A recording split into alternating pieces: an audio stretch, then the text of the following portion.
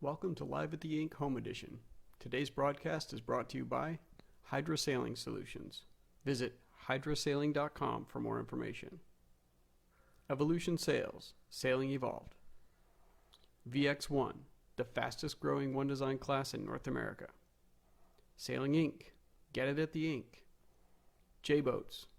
Sailing Inc. is the broadest reaching J-Boat dealer in North America. Visit thesailinginc.com for more information. Enjoy today's broadcast.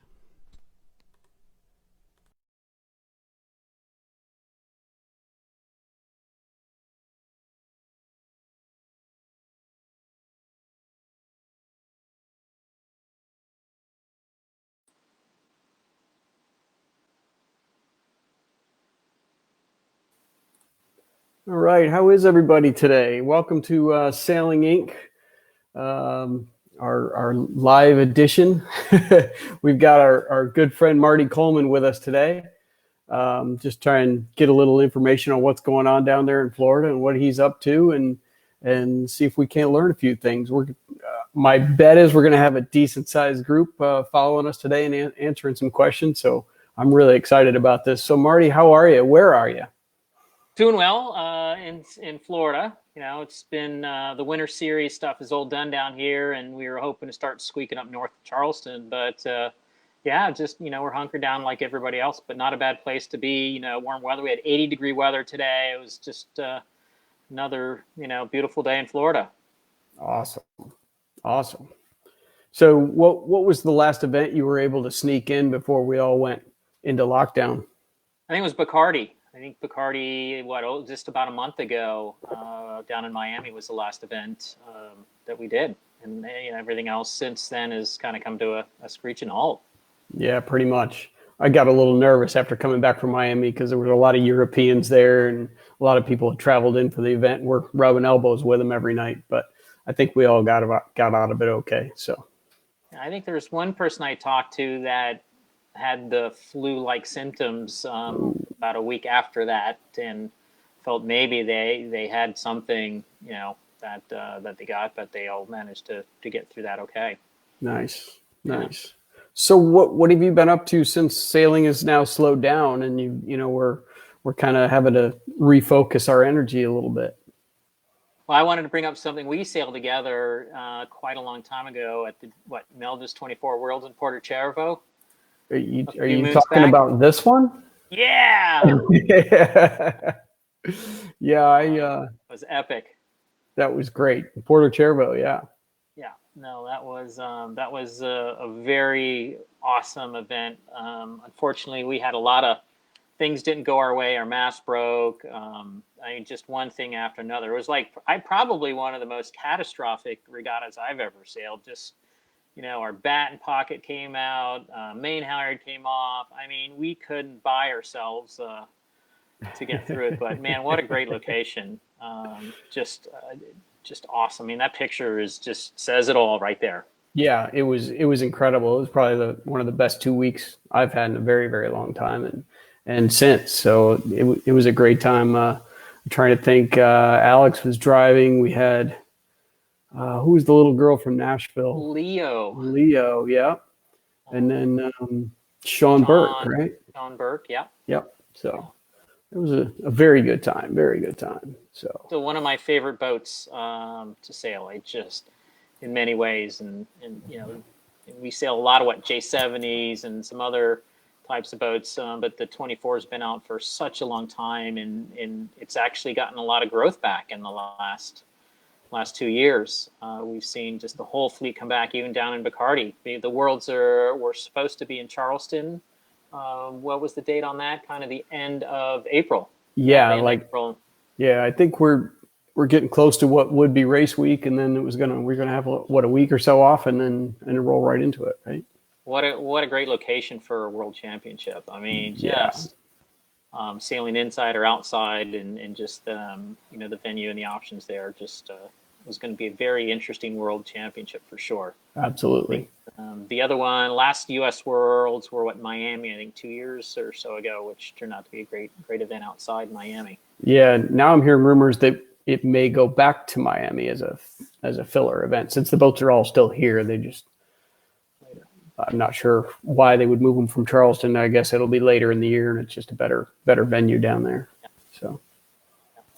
Well, hey, let's go back to your question. You had a little bit about kind of what's been going on, and just for people that don't know what Hydra is really Hydra. The main premise of what I wanted to do with Hydra was to provide a coaching solution that was a little more effective than hiring a full-time coach. And so the Hydra virtual coaching, there's a couple of solutions where we can just take the data from boats and do some comparisons. But then we can also do video on boat, analysis that commingles the data and the video, and really provides about 95% of coaching information that you need to look at where you need to start working on techniques and best practices. Right. And that's really one of the things I focus on, is just trying to provide. There's many ways to sail a boat, but really what has proven to be the best practices, and that's really kind of what Hydra is trying to preach, is those best practices, and to try to hone those in, because there's a lot of people that spend a lot of time on the water trying to figure out the best way. So that's really kind of a little bit about what Hydra's been doing up in this. Yeah. Well, and you pull in a lot of technology to do this. You're putting cameras on the boats and GPSs and Velocitechs on the boats and different sensors, and you're able to do it whether you're on the boat or not. It seems like you're able to give a nice breakdown and a nice coaching session, whether you're on site or not. So it seems like a great idea. No, it's a lot of the professionals love it. Charlie McKee and Jonathan, both of those guys use it a lot with the J70s. J70's been one of the fleet that's embraced it a lot more. And we use a lot of, different data elements too. I mean, heel angle now, we got with the different platforms out there for data collection now, with the Race Geeks and the Varicose, the Atlas, we're able to start to look at a little bit more data and trying to hone in on, where those differences are. But a lot of it is really just, the majority of this is the basics. It's really trying to keep it just down to, I think we even, last year with you guys, the VX in Charleston, we sat down and did a video analysis with you guys, and provided some feedback, what I call Monday morning feedback. And hopefully that's helped. You guys had a great season so far this year. Done very well, actually, right? Yeah, and I'm, to back up a little bit, I'm trying to convince more of the VX fleet to start using it. I don't know if you have a fleet package, but it'd be really nice if especially during those winter series events, we could get a bunch of the top boats doing it, because the debriefs at the end of the day, where we're all talking about where was your rig and however are you and all that, it doesn't always you don't always get all the information that you're looking for, but what you are able to put out in your videos at the end is pretty incredible. And the more boats that you have on your little data screen, I think I've got one here that kind of shows just a screenshot. It's pretty cool, because this data analysis goes throughout the race, and you're talking behind it. We can see the GPS playing and all that. And it's actually a really cool little deal. And if we can get 5 or 6 or 8 or 10 or 15, I'm not sure what your caps are, but if we can get more boats doing it, we're going to learn more as a fleet. So, yeah. Last year, the IC37 fleet embraced it. And for the Winter Series, for all the boats, we ran the data for the Winter Series. And also last summer, we did a lot of the boats up in Newport for a lot of the series they had up there. So obviously, the more boats, the better it is to be able to get the fleet element of things. But at the end of the day, it really does a good job of, it shows tactically how you did. It also shows the starts and the start routines, and it really helps pinpoint where a lot of the issues are. And once you get a couple of regattas under you, you can start seeing trends. Well, your starting patterns aren't correct, and things like that. So really, people that have delved into it really find the value, and it's appreciated. So yeah. And another thing, go ahead. It only took me a year after you told me to take that main sheet cleat off my boat that, I got jet fiber on the boat, and as soon as we pulled into Miami, out came the screwdriver, and that went away very quickly. So I can definitely see the difference of having somebody trimming the main and keeping the boat trimmed properly all the time is really key. Well, I think that's one of the things especially with the VX, very dinghy-like, very sensitive, and you gotta keep the keel angle is a very important element, right? You don't want the keel to be moving around, the boat to be leaning, and you want those foils to be locked in. And we're seeing that with the J70s and just these boats that are a little bit more tender. But even the bigger boats, you're trying to alleviate and trying to keep that constant heel angle. Yeah, no, it's good. Yeah. So there's another graph I want to show that shows actually the data. What we also do is a comparison, which I think people find really cool, is they were able to look at each leg of the race and do a speed comparison average and a distance sailed comparison average. Is that this one here? That's that one. And you can see for each column. Get this out of the way. Yep. You can see this would be a four-legged race, up, down, and you can see, let's look at like the first column where it says step 1 and 2. You can see they sailed, Darden sailed 4.2 kilometers at a 5.86. So let's see who sailed the fastest here. It was Darden at 5.86 knots, and he sailed 4.2. He sailed longer than Peter Duncan at 3.9. So it really helps you look at, are you sailing higher and slower? Are you sailing a little bit longer? And then you look at the shifts and the other things into play, and you can really get a sense if you're sailing, because VMG is a really hard number to come up with. It's just not put the bow down and go super fast, which like in the VX you can do. There's a big difference between putting the bow down and going really fast and sailing more distance than it is to maybe sail a little bit slower, a little higher. This helps to wash that out a little bit and find the right modes and things like that. So it's a really good analysis to be able to pull in and look at together. And how do you know when, for the average guy that's out there, how do you know which is better for your boat? Or maybe your boat is better in some conditions to go into that bow down and rumble mode, and sometimes it's go into the point mode. How do you know? That you bring up a really good question, and that's more, it takes a little bit of a time. And if you look at, the J70 is a really new class, relatively speaking, where a lot of good sailors have gotten in, a lot of people have spent a lot of time sailing the boats, and we're just figuring out, that you got to get those 3 extra tenths going upwind. If you can get those little 3 extra tenths upwind, the keel works a little bit better, and you're going through the water, you're getting ahead of people. So, you got to know the boat. It just takes a little bit of while. And that's where the professionals in the boats tend to help out a lot. I'm sure with the VXs, right, you got some guys in there, they can really help out, and you're there, you're figuring that out. You've sailed the boat enough now to know. So, and that just takes a little bit of while. And that's where we come up with polars. And, one of the, we'll get to what Hydra's doing in a minute, which we'll talk a little bit about that more. But okay, it's Hydra's doing now. Let's go into that. Is without the sailing, we're starting a seminar series, which is basically what I'm calling the tool belt. I want to be able to put together a whole package of videos and analysis to really help each position on the boat and each element of sailing, and really have something to look at that is best practices. Right. 2 weeks ago, we did a seminar on starts and start routines, and we had a couple of guest speakers. We had Ed Baird come on and chat a little bit, and Bill Hardesty, who I think does a really good job helping his helmsman and his team get off the starting line. And that's just one of a lot of different seminars that we're working on. Another one is helming, just the position and the best practices of helming, and it's quite a lot of information. It's not easy to say, all right, here's the easy way of just hopping on a boat and steering, right? I mean, which way do you step over the tiller? Do you go in front of it? Do you go behind it? What's your turn rate? And then you get into what is the boat like?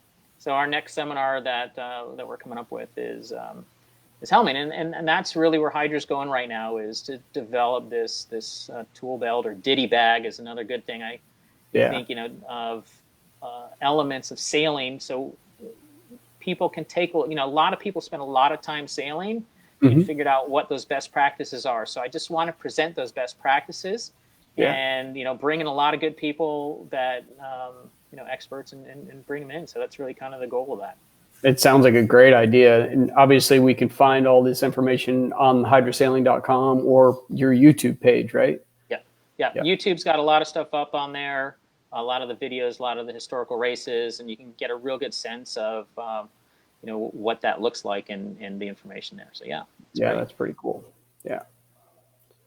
Well, that's awesome. At least you're keeping busy and you're keeping people thinking about sailing. And I tell you, we all need that right now. I mean, I can tell you right now, we have 22 people live watching right now, which means that's 22 people that are thinking about sailing, and that's pretty good. So at 4:00 on a Friday, hopefully everybody's nice and comfortable, because I think we're going to be here a while. By the way, all of you who are watching right now, feel free to kick your questions into the screen there, and we'll try and get them up here, and Marty will kind of fire off some answers as they come. But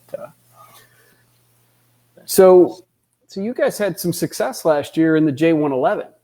You were sailing with my boss, basically the owners of Sailing Inc. on the Spaceman Spiff. How'd you get hooked into that program? Well, the J111s, the keelboat and stuff, it's been over a year now. This picture's awesome. This was us last year sailing up in Michigan, and it was a good, I don't know if 30, if it was blowing 30, but it was upper 20s with big waves. And I tell you, it was quite an impressive day of sailing. You can tell this is, not a small boat going quite fast. And we had a really great day. We pulled off some maneuvers we hadn't done before. And I think if you want to talk about the success of the Spaceman and the Ruhlman's team that they put together. I mean, it was really, one of the things that really was special is that we got to sail together for a while. Right. Almost over a year with the same people. And that's one of those things consistency of a team is so important. We learned this a long time ago when we started sailing Melges 32s. We were one of the earliest teams in Melges 32s and a non-pro team. This is when I worked back in finance and, had a day job and did this on weekend warriors like most everybody else did. And, we would go out and sail against a lot of good pro teams. And the reason we did so well is we had sailed together as a team probably for 10 years before that. Wow. And, we had a lot of consistency. So when I got on the team with the Ruhlmans, just the fact that they had all sailed together, it's a family team. I mean, you got, Rob steering and Abby, the wife, she's in there doing the pit. And then you got Megan on the main and Ryan, that's a strong, very strong, group that they had sailed a lot. They know each other very well. And, for me to come in, it took them a while to get to know me and my communication. And, that's key. Communication, you listen to a lot of these different seminars from, people that are talking about sailing and how they're doing well. And it really comes down to learning that communication and trying to understand those expectations. Yeah. A lot like marriage, right? Yeah. It's just got to have that communication or things aren't going to go well. Yeah. I haven't gotten the invite yet to sail on the Spiff, but I've got to imagine since they all have sailed together so long, there's probably not a lot of chatter on the boat anyway. They all kind of know their jobs and they know what to do and when to do it. So introducing somebody who talks as much as you do on the boat, it had to have been a little bit of not necessarily a distraction, but definitely a new element for them to get used to for sure. Well, I'm sure, and every tactician is different, and everybody has a different personality. And, I think that I bring a little soft pitch most of the time to the teams. I feel like I'm definitely in that softer side of tacticians. At least that's what they tell me. Sometimes I do get a little amped up, but, it's hard not to sometimes. It'd be interesting to see what if Megan pops up and texts something on the screen right now, but she's listening. Oh yeah, I can see her watching there. Yeah. So, but they did a really great job, and I think that's if you any world championship you walk into. We walked into the world championships in Melges 24s, not sailing together very well. Not right. I mean, I don't even think did we sail together before Worlds as a team? Maybe once. I don't know. I know I sailed with Alex for probably 6 or 8 months. Steve popped in and out. We had never sailed with Leo before. And I think I had sailed with you a couple of times on Melges 32s and Henderson 30s. But as a group, we certainly didn't campaign that for the Worlds at all. But I think we ended up okay. but we, it wasn't that melt that you really, So I think, right. So looking at the success was the fact that we did get to sail together in a lot of regattas beforehand, and just, honing what I'm trying to articulate and then trying to react to. And that's really in any program. Yeah. And, the J70 program at Sailing Now, it's kind of the same thing. But, one of the other successes that we had was, getting the boat through the water and just making sure that, all those things of trying to make sure the boat and the sails and all of that is tick and tied and going through that effort. Yeah. And well, speaking of which, I mean, fast forward a little bit, going on to the Worlds this year in Chicago, you had one event prior to the Worlds where you had a brand new boat, brand new suit of sails from a completely different manufacturer, and you were able to kind of go out there and show the field how to sail around the race course pretty much, and you won both events. I mean, how nervous were you kind of going in with a green boat and, a new design of sails? Very. And we just talked about consistency in crew work, but consistency, no, it's the same thing, right? We put a lot of effort in the old boat to really get to know the rig and really get to know the trim, what it liked, what it didn't like. And the fact that we came into a brand new boat and a different manufacturer. I mean, it was a European boat. Right. And things are different. Masts are different. I mean, the booms, and it's not, we made a lot of effort in measuring, the geometry of the rig. So we wanted to make sure that we kept the geometry of the sail plan on top of the keel and all that balanced, so that we didn't have to spend time. We didn't have time to chase that. So then the fact that we could just really work on sail trim. And, the sails that we got, we kind of said, guys, we are looking for something specific for the venue. We wanted sails that were, not a really super light, lumpy jib, but we wanted something, that we could, be a little bit flatter and get through the flat water and be a little bit faster. And they delivered spot on. And, we put the sails up, we went out, we liked them, we digitized them, we did a comparison. And that's where, we were smart enough to have pictures and be methodical about, the changes that we do. Right. And we knew that halfway through that first, that pre-Worlds event, that we had something that we really liked, and that was a bit of advantage, and worked out really well for us, actually. Yeah, made a big difference. So let's rewind a little bit. So we shelved the sails that you had been sailing with, and you picked up the phone and you called the designers at Evolution and said, I want this. What did you tell them you wanted? I mean, obviously you described the conditions, but how do you get that point across? This is where we were, and this is what we want. How did you get that point across? Well, with the digitized pictures, you can at least articulate to a designer what you're looking for. And I think that's where we showed them the sails we had. We had a J1, J2, J3, and we wanted what I called a J1.5 from a design perspective. And they delivered it. We put it up, we digitized it, and it fell right in that range.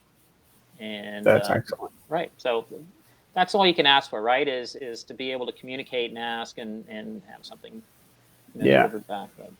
Now, let's say you're a perf race guy, maybe the step above the Wednesday night beer can racer. You're doing regatta racing on a bigger boat, a 30-something or a 40-something. Yeah. How would you just pick up the phone and call your sailmaker and say, what pictures do you need, or what measurements do you need? I mean, obviously, I know the answer to this question, but I want you to explain it, because we really do build custom sails at Evolution. We don't just say, oh, you've got a J111, we're going to send you these sails. We're going to ask you some questions, figure out where you're going to sail, where you're going to, what your goals are, and who's on the boat. And obviously, if we've got somebody like Marty on the boat, the designer's probably going to pick up the phone and call Marty. But we want to make sure that, we've got the right sail. So what would you say to the average guy who's going to buy the next set of J111 sails? Well, I think it's really easy to take a picture of your sail and get it to your sailmaker. I mean, that's really at the end of the day, and if you don't have a picture of it and you're trying to talk to somebody about it, it's really hard. I mean, all the sailmakers, you show them a picture of it taken properly, they can go, oh yeah, that's way too full or way too flat, or jib halyard needs to come on, or there's your leads are too far back. I mean, it's pretty easy to take a picture and send it off to your sailmaker and say, hey, what do you think? This is 5 knots breeze, flat water, we're just not going. Yeah. And can you help us out here? Yeah. And so that's pretty easy.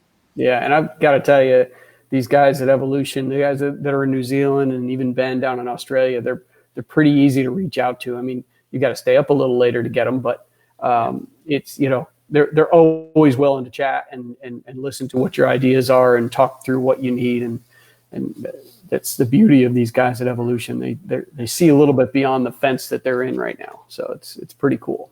So well, I think everybody. I mean, when you win sailing, you win a pickle dish. It's not like everybody that's in sailing, it's a passion. It's what they love to do. They're spending money to do what they love to do, and I think it's just like what we're doing now. People just want to talk about sailing, want to be just thinking about sailing. Can't wait to go back sailing. Can't wait to go back sailing Charleston with all the current for sure. I mean, that's what I love about Charleston is the current. But so I see one of the questions. Let me bounce into one of the questions Scott had. It says on boat versus off boat coaching. Okay. Yeah. So the stuff, the virtual stuff I do is on board. Pictures, sail pictures, video from the back. Off boat, what you get from off boat is you get a little bit more of the profile. You can see the jib and main profile a lot easier. That's where you see a lot of the coaches will take pictures from behind the boats. And what are they looking at? They're going to look at the leach profile for both the sails, the main, the jib, how's the slot look, and it's a little bit easier to see off the boat than on the boat. So that's what you're going to get from off the boat coaching. Other than that, you don't get other people's setups like, oh, so this guy over here, he's going really fast, and how do you compare to that? So that's another thing that you wouldn't get is a coach going around and looking at other. But other than that, you're still going to get a lot of the analysis. Yeah. From the setups, and we can see your jib trim, we can see your tacks, we can see your starts, we can see your mark roundings. I mean, there's nothing you can't see.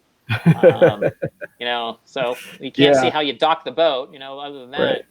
You really get a good sense of that. So, and the cool thing is, if you've got somebody that you regularly race against, and you come down to Charleston race week, you get a hold of that guy and you get a hold of Marty and you put the program on both of those boats and you sail the event. And when you come out of that event, you're going to have a nice comparison between the two boats. And, somebody's going to, win over the other one, maybe by a bunch, maybe by a little, but Marty's going to be able to tell you why.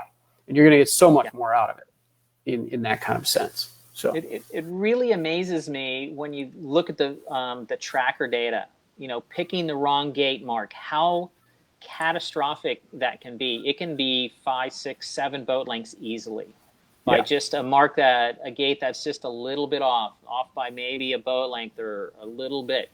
But the fact that, so it's really, ley lines is another one that I can't believe how many people, it's just, if you looked at the distance sailed overstanding the ley line, it's amazing. And starting routines. It's seeing people, just not having a good routine to try to repeat good starts. And I think that's another thing that.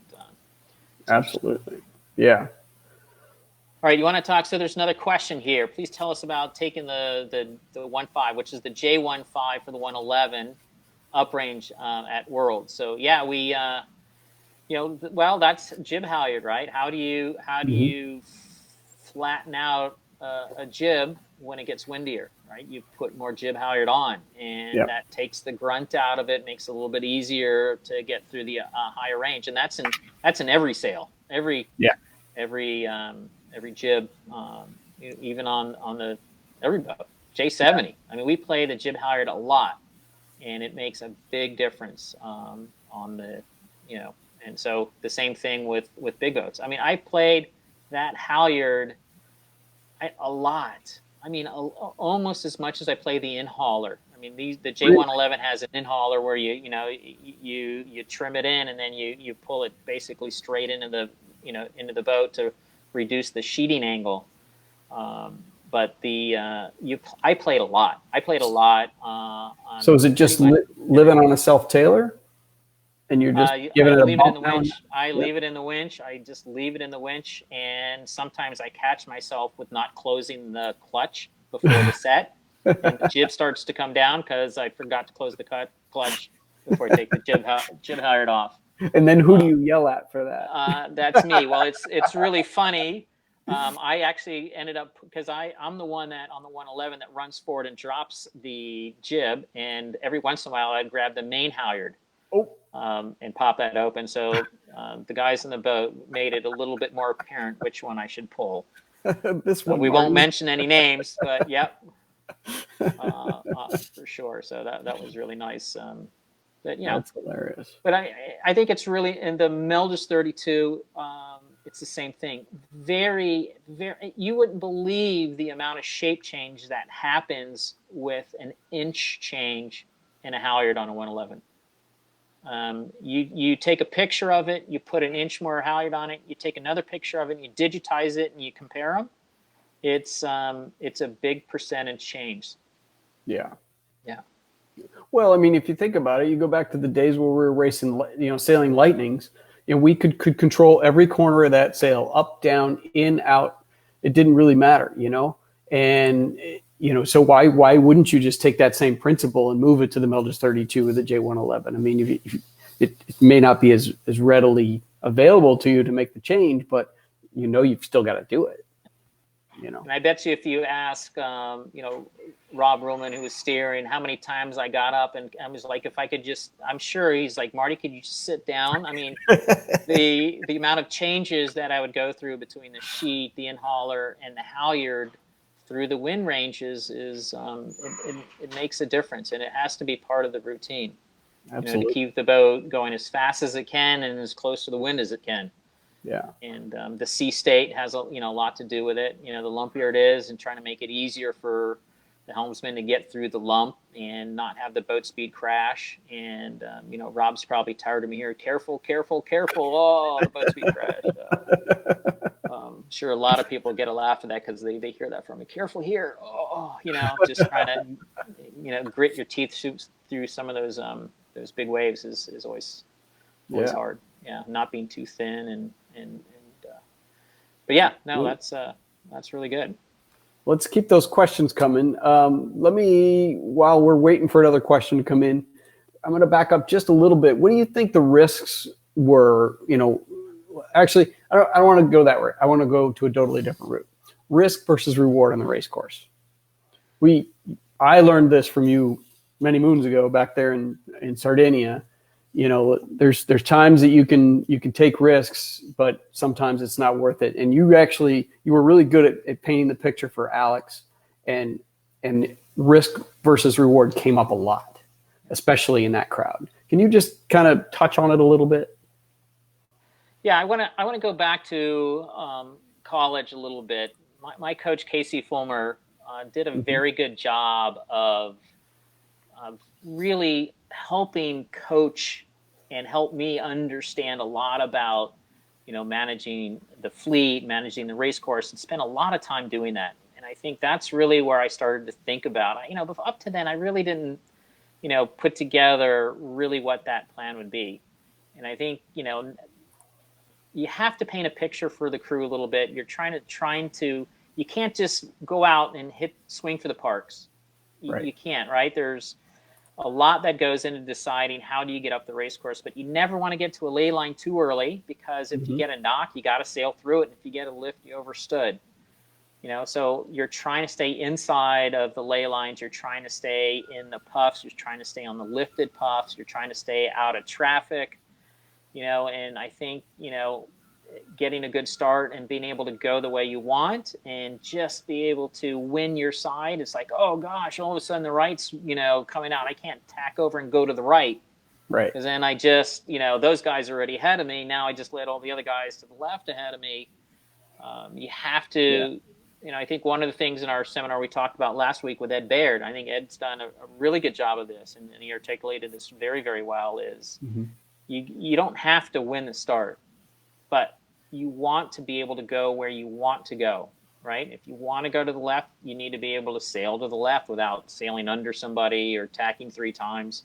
So your goal should be, how do I get to the race course side I want, and get there with the same group. If I can round the windward mark in 10th out of 50 or 5th, I've consistently, I'm going to have a very good shot at being on the podium at the end of the day. Yeah. And I think that's, one of the things is we're never out there to win the race. We're out there to not be, in that top group. If we've, not had a bad race and we're in that top group, we've done, we've executed that first, windward, the first start in that first windward leg. And I, like I said, I went back, Casey Fulmer did a very good job of instilling that in me early on. And I think that's where, we just can't start at the boat and tack and go right because it's easy, right? And it's an easy exit and it feels good, but you're going to be, and I learned this at the Melgis 24 Worlds in Miami, where we had 100 boats, and we were starting in the middle. This was back on when I was sailing with New Wave myself, and we would start at the middle, and we didn't have a great lane. We were struggling, and we'd finally get out and get to the side we wanted to do, and get around the mark, and I think like 10th or 15th. And we got tired of getting kind of mediocre starts in the middle. We won the boat, like all the way down the boat, and we rounded it in 58th or 60th. Oh. But man, we had a great start. We were launched, and I think that's where you got to sit there and just know that if you're in that top group where your bow's out, you're not ducking a bunch of boats, it's always really, really good. Yeah. I'm going to pull this one up first because I'm going to have to break Megan's into 2 pieces. Let's see what she said here. Okay. So, well, let's go with John's first. What changes have you made in your rig tuning process now that the J111 has an adjustable headstay? Honestly, we have not had enough time. We didn't chase down that rabbit hole yet, because I think that's something that's going to take a lot of time to start to play with. We stuck with the same forestay measurement, and like I said, when we switched boats, I wanted to make sure the sail plan was centered over the keel the same as the old boat versus the new boat, and we didn't have time to chase it.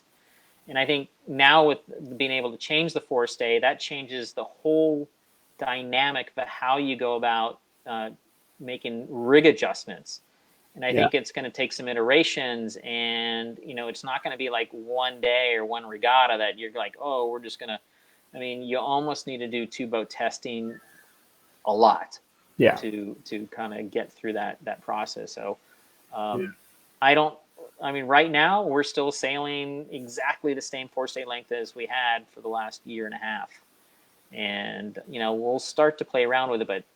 One of the things that I learned with the MC38, the Carbonado boat that we got back in Key West a few moons. Now it's kind of up and foiling, which is awesome. Wish I would get to sail it now. But one of the things we learned with that boat is it was the first boat in the U.S., and they gave us a forestay length from the boats that were sailing down in New Zealand or in Australia.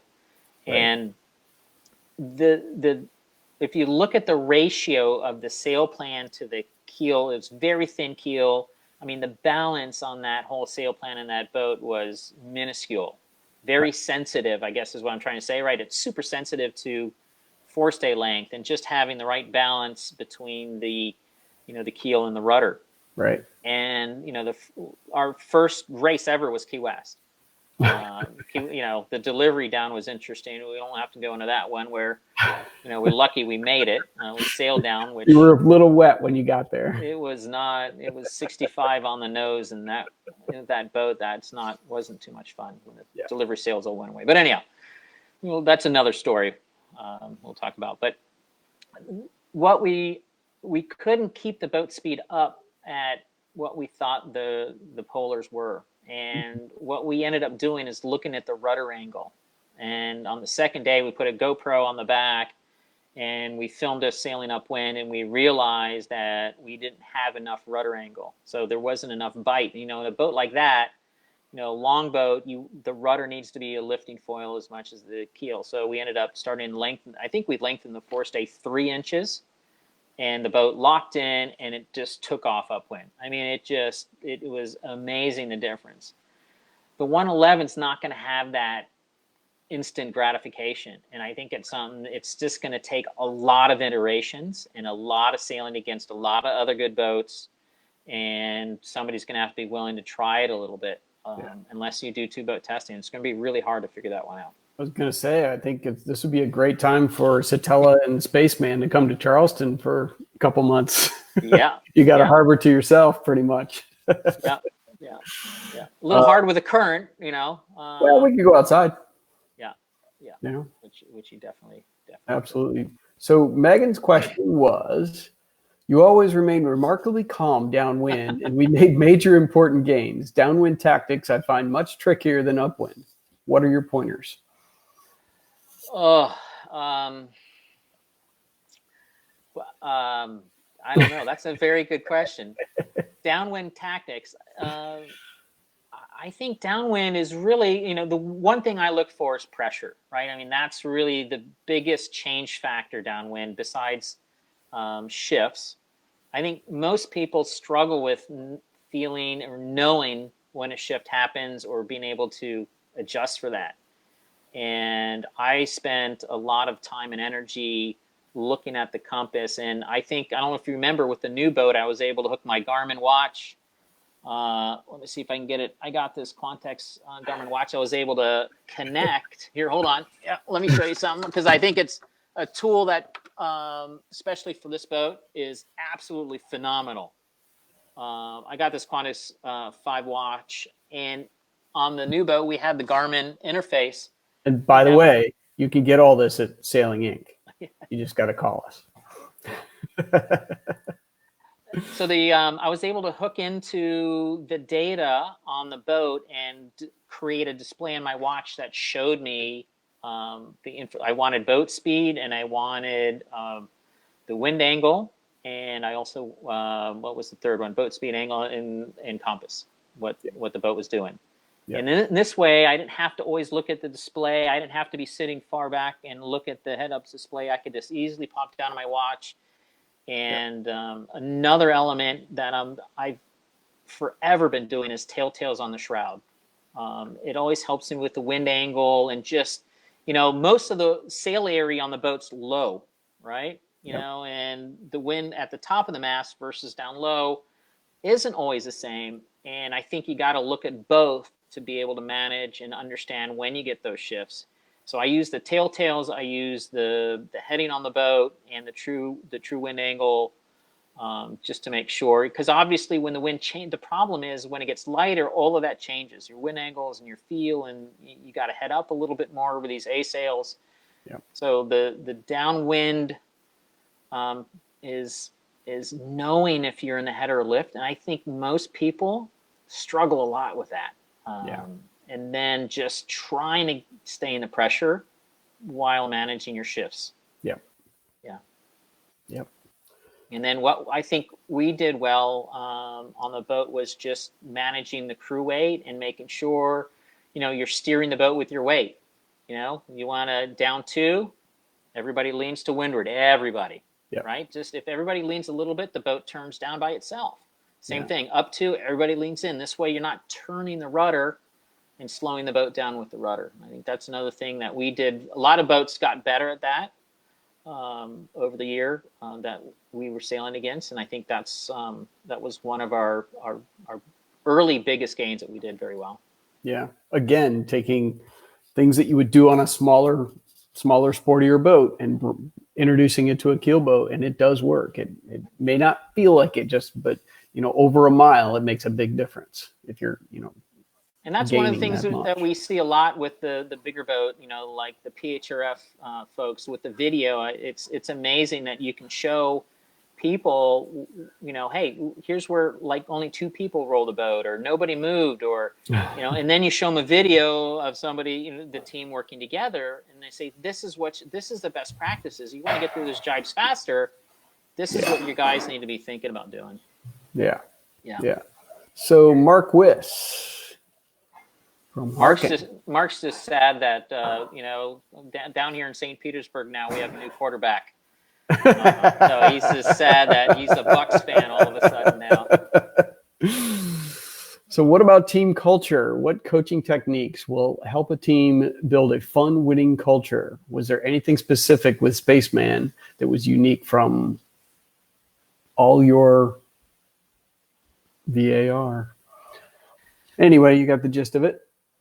Well, I think culture is a really important. We talked earlier about sailing together a lot, and that's communication. That's just having respect for everybody on the boat. Right? Everybody in the boat has something to add, and how do you go about instilling best practice? And I think that's one of the things is trying to coach the mast person or coach the bow person about just maybe a little bit slightly different technique. One of the things that I have some pet peeves, and when you take the jib down, a lot of people like to grab the back of the jib, the leech, and then pull it to the center so they kind of close the slot as the jib's coming down. And how do you politely coach the bow person or the mast person to just kind of, here's maybe a little bit different way to look at it. And I think that the culture we had on the boat was the family had sailed. I mean, the Ruhlmans have sailed together. They know each other really well. Yeah. And that could be a negative, but at the end of the day, it really wasn't. Everybody did a really nice job, and so the culture. It is important to have a good culture. You want people that are willing to be there, willing to listen, willing to work hard. And you hop on a lot of boats, but I try to just get the best out of everybody I can. I don't expect anybody to be pro sailors, at the top level. I mean, it's not realistic. So encouraging and just helping each individual get a little bit better. Mark was the bow. Mark West, who's made these comments here a little bit, has some questions. He's the bow guy on Spaceman, and in that picture that was blowing almost 30 knots, we pulled off 2 jibe sets at the windward mark, which we had never done before. And Mark looked at me, and I called for a jibe set, and I got that look on the bow like, okay. And he got it done, and everybody got it done, and it worked out just fine. And but the culture is actually. That's actually probably more difficult than anything else in sailing, I think. Hopping on a lot of these different teams and boats, and you can see where it's hard to fill up a boat with 10 people on a consistent, and especially if, most of them are day jobs, and these are not, people are doing this out fun and they're trying to take it to the next. It's actually very, very hard. In my mind, it's the most hardest part of sailing is that culture and that team, and how do you develop it and get to a point where everybody's learning and everybody's getting better. That's the fun part. That's I don't know. It may not be fun for you as the coach, but it's fun for the rest of the team. They're getting better and better every time they go sailing, and they come back smiling. So it's one of those things, and I'm going to bring this up because I think it's to me, the most successful thing that I have done being a pro sailor was working with the Puerto Rican Melge 32 team. Okay. Here's a gentleman that came from a very big boat. He had a 40-foot bent tow, and they wanted to get into Melge 32. And that at the time when the 32 fleet was at the top of the top of the top, and they brought in we had people never sailed an asymmetrical. And just to get tuned in and going, we had about 3 years. I think we sailed 3 years together as a team, and we went and sailed down when the 32s did the Caribbean series. And it was where they started from to where they got. And I mean, the respect out of the fleet, and just to see the bow girl that started with us, she's now going to the Olympics. I mean, wow. it's so awesome to see a team like that and pull it together. And Jaime Torres was the owner, and he's just done a great job. He did a really good job, and everybody was there to learn and get better, and they did. And it was, to me, that's way more satisfying than anything else I've done in sailing. I mean, it's just to see that level and that growth. And there's another chart. There's one more chart I wanted to share with you, and we'll talk about this real quick and then get back to some questions. Is this the graph? Yeah. So let's. John Evans is a gentleman I've been sailing with on a J70 for a little over a year now. And what I wanted to do with this graph, it's a little bit hard to determine, but on the left-hand side was really kind of the first regatta we sailed together and where we finished in the fleet. So I did a percentage of the fleet. We were at the bottom 20%. So we were at the bottom 20% of the fleet, and we just finished Bacardi, and we were in the top 30%, a little bit more, less than that. We were maybe about top 15%, our best regatta ever. And just to see this growth path up, and to see the improvement, you can see, yeah, we had a good one, we had not some, but overall, and I think that's really important to, as we get into this, is you want improvement. And sometimes you walk away from regatta going, oh, that's the worst thing ever, just not getting any better. But you got to look at the big picture. And I think John's done such a good job of coming in and sailing in a fleet that's just incredibly hard and incredibly good sailors at the end of the day. And I think it's really exciting for me to see John get better. And that's what I love about sailing, right? To me, it's less about just getting another pickle dish, but the fact that I'm out there and he's enjoying it. That's what we got to remember as professionals in this industry is, these guys do it because they love it, and they want to be out and compete against really good people, but they also don't want to get frustrated. And I think we just lost a very good J70 team because of that. And it's a bit sad that he got pushed so hard from, some individuals that maybe, he's going to take a hiatus for a little while and hopefully not get burnt out. But you got to be careful there too.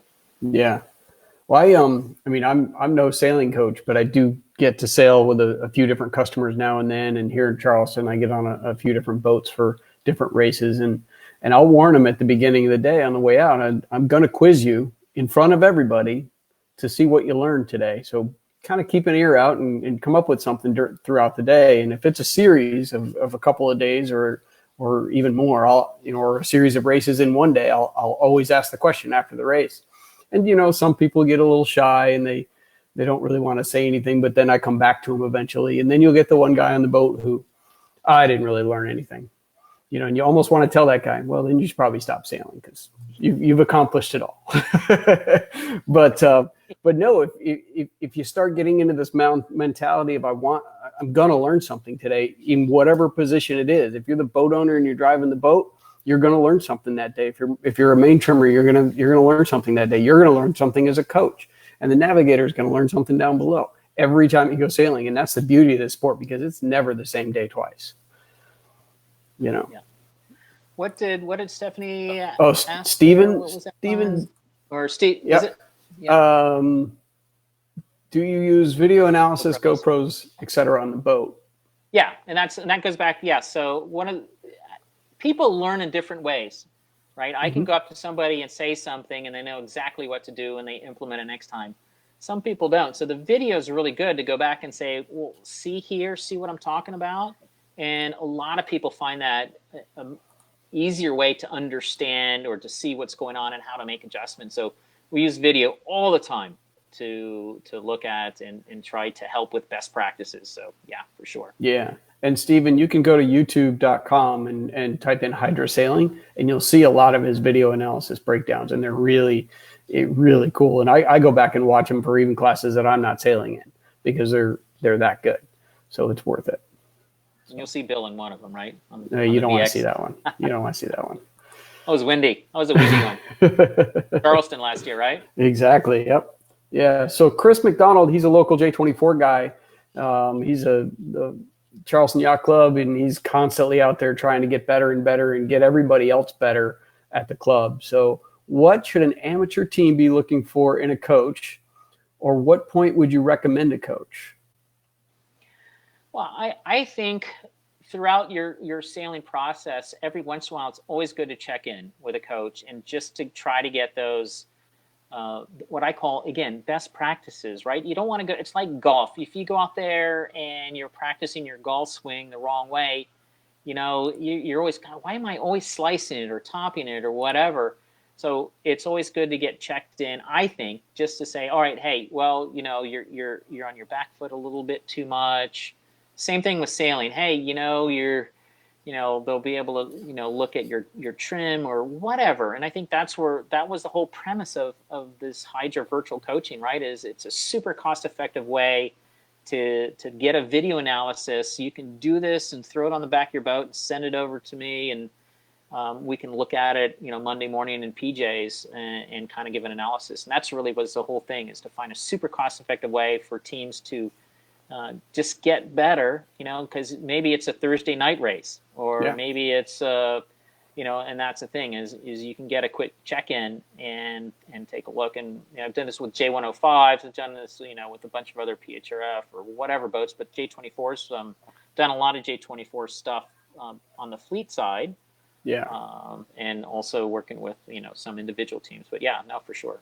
Yeah, so to answer that question, it doesn't really matter. You can ask for a coach at any time for any race. You can bring Hydra in and do it, and it's really not that expensive. So it's really worth trying. Even try it for a Wednesday night, and then if you like it, try it for the next weekend race, and then your next traveling regatta, do it again. So.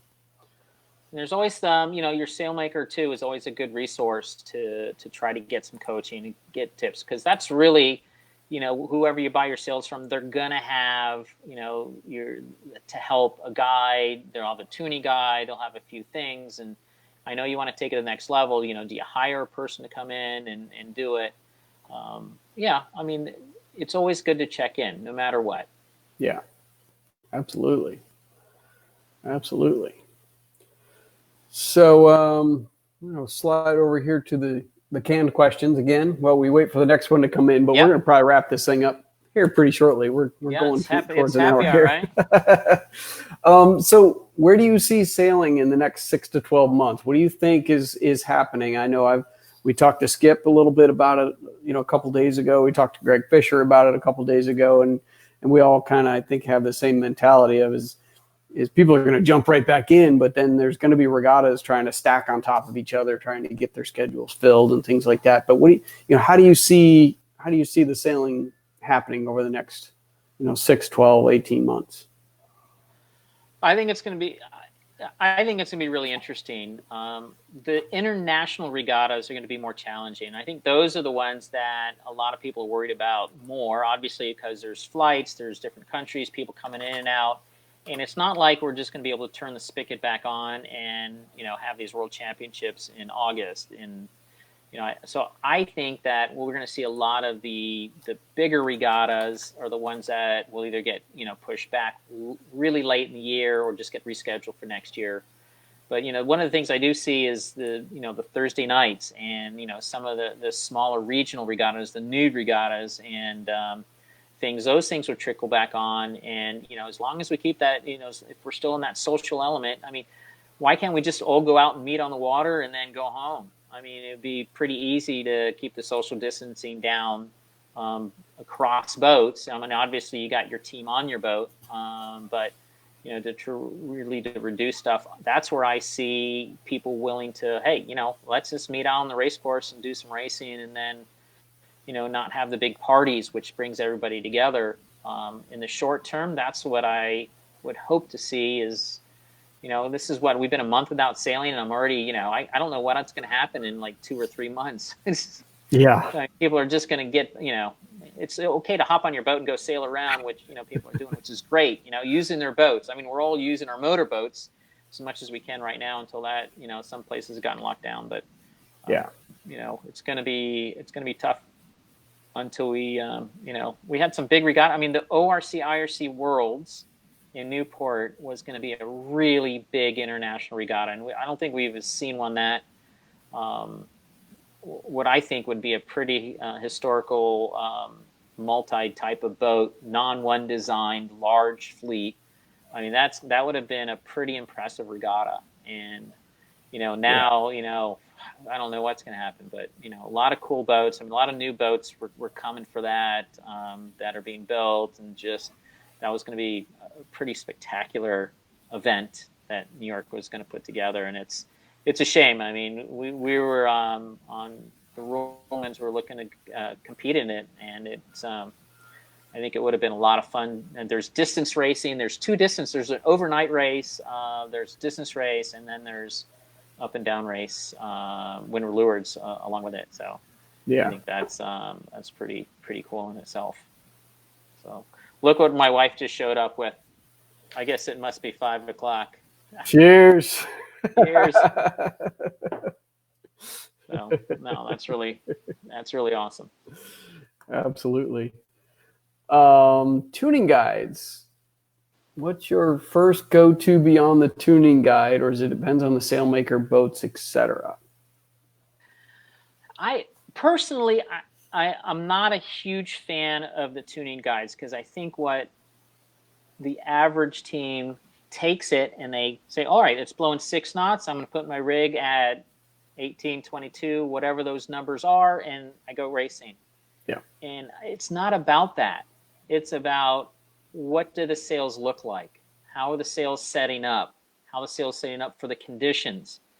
And, the rig tune, if you're thinking about it, it's a forward and aft adjustment, right? So where am I setting the sails up on the keel and the rudder, fore and aft on the boat? And then it's a matter of the main fitting on the mast. And what I mean by that is, so, when you flatten it out and you get to an inversion point where it's totally flat, and then when it's light air, the fullness of the main. So your tuning guide wraps around that, right? It wraps around the main setup. It wraps around the fore and aft element of it. And then it's just a matter of the forestay tension, right? So there's a forestay tension element to that. Yep. And that's really it. So why don't we all learn how, instead of taking a tuning guide from a sailmaker, understand what we're trying to achieve Yep. with the sails and the conditions, right? Yeah. And I'm guilty of falling into the tuning guide trap. I've done it for years. Yeah. And sailing with Jeff down in Miami was, that was out the window. He was like, you can put it at your base, but I don't care beyond that, because we're going to go out there. And the first thing he did was pull your main in really hard. Okay, you see those? Let's get rid of those. So you take the overbend wrinkles out. You start tuning the lower, pulling the lowers on till the overbend wrinkles start going away. And then you kind of have to match up to make sure the tip of the rig stays under the middle of the rig. So you pull the caps on a little bit. And if it's breezy, you might pull a little bit of check stay on and you get everything in line. And then you tack over and you pull it on again and you make sure everything looks the same both side to side, and off you go. And then you can look at your head stay tension and your halyard tension and things like that. But he broke it down into, throw that tuning guide out the window. I mean, you want to keep track of your shrouds so you can put everything back to center when you're done at the end of the day. But it's not about, I just put this number of shrouds on, or this number of turns on the shrouds, because the sails are all different. The crew weights are all different. This boat carries a little bit more beer than the other boat. It's, things are different in the boat. So everything's going to be different. So it's pretty cool. Speaking of beer in the boat, the first time I sailed with the Rumans, I was so impressed. They had a cooler down below, and it was so light air. I said, do you mind if I move the cooler into the bow section? And it was so heavy, I broke the handle off of the cooler trying to move it. So that was quite impressive. Maybe not the cooler part, but the fact that it weighed that much was pretty impressive. But let me wrap up a little bit with the main trimmer's most important position in the boat, right? Yes, Megan. Yes, absolutely, Megan. Well, it's before you type that in, as Bill said, I'm gonna put a seminar together on really the teach the fish tuning guide, not just hand you the fish. I really think it's that important, and the main trimmer is such a pivotal part of that. There's a circle that I think happens with the main trimmer where they're trying to trim as much as they can, have leech tension and keep the bow up, but without the boat speed coming down. And so they're adjusting the backstay to flatten the main out or the vang, and they're using a few of their tools. And it really, the main trimmer is the driving force behind the rig tune at the end of the day. So when you start getting away from the rig tune guidelines and starting on your own, which I think was a little bit of the question, what's your first go-to? My first go-to is the main trimmer. Yeah. And I'm watching the boat speed along with the main trimmer, and we're trying to determine how much do we need in the heel angle and those things that we're trying to control. And so really the first go-to is the main trimmer. And if it's, we're not getting enough power, the main inverts too quickly, or the boat just keeps flipping over and I got to ease too much, main sheet and the main breaks up. I think one of the hardest boats in my mind to get right in big, heavy breeze is the J70. I mean, you're not hiking out. You got two people on the rail. The boat's pretty tender. And you don't want the main flogging. It's slow for the main flogging. And same on the Meldus 32, right? The main's so big. Yeah.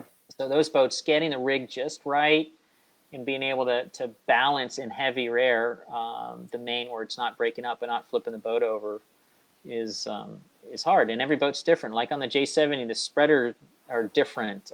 There's so many variables that tuning guide doesn't, you got to tune your boat after the tuning guide. Right. Absolutely. Yeah. Good answer. And yes, Megan, your job is probably the most important job on the boat. So, all right. Well, Marty, I think it's probably time. We've gone over our half an hour a little bit. You got yours. All right.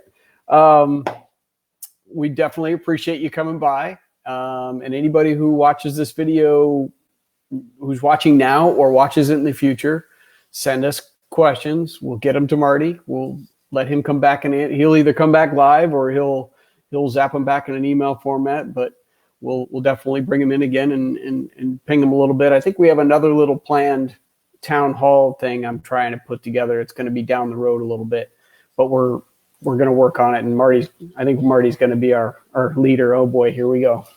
There you go. Wearing your hat there, Bill. There you go. Thank Sailing you. Inc. Hey, really nice job, by the way. I think this is so cool for everybody, and it's a really nice job. You're doing a great job, Bill. It's really nice. I appreciate that. I actually really enjoy it. So I got to put something out there. Steven here, he actually works for Evolution down in New Zealand. He's I don't even know his nickname is Biscuits. He's a great guy. He's a hell of a worker, and he's a craftsman for sure. But he, during this little downtime, is putting together I'm going to pass the word out on the Sailing Inc. Charleston page, but I got to put this together for him. He's doing a coloring contest that we're going to put out there. We're going to put on all the Evolution pages and all the Sailing Inc. pages. And for every loft around the world, somebody's going to win a bag of goodies. A child is going to learn a bag of goodies. So it's a coloring contest. There's going to be a picture you'll be able to download, you color the thing in, scan it with your phone and send it back. And then I think Rodney and Steven will probably be the judges on it. But I wanted to tuck that up. Keep an eye on the Evolution pages and the Sailing Inc. pages, and we'll do that. But so Marty, again, we really appreciate you coming and talking to us today, and hope to see you soon on the water and get some sailing in. I'll be there. All right. I'll be the first one there. Maybe not. I mean, a lot of people are going to want to be the first ones there. I think you're right. All right. Thank you, guys.